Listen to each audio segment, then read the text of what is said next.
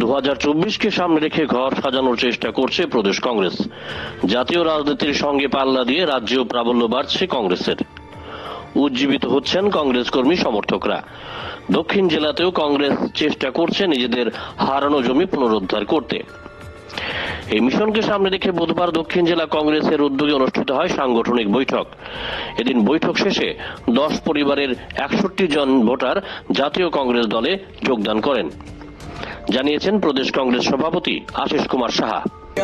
জেলা কংগ্রেসের উদ্যোগে যে সাংগঠনিক সভা, এই সভায় উপস্থিত হয়ে সিপিআইএম, বিজেপি এবং মথা বিভিন্ন দল থেকে এখানে 10 পরিবারের 61 জন ভোটার যোগদান করেন জাতীয় কংগ্রেস দলে, যারা বিভিন্ন বিধানসভায় নেতৃত্বে ছিলেন, যারা আমাদের দলে আজকে যোগদান করেছেন।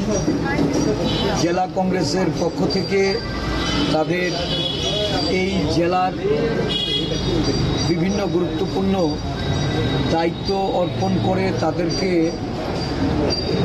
সাংগঠনিক কাজের সঙ্গে যুক্ত করা হবে এবং আগামী দিন এই দলে তাদেরকে সাদরে সমস্ত আমাদের বুথ স্তর থেকে জেলা স্তর অবধি নেতৃত্বের সঙ্গে সহযোগিতা করে কাজ করার জন্য আমি তাদেরকে আবেদন রাখব।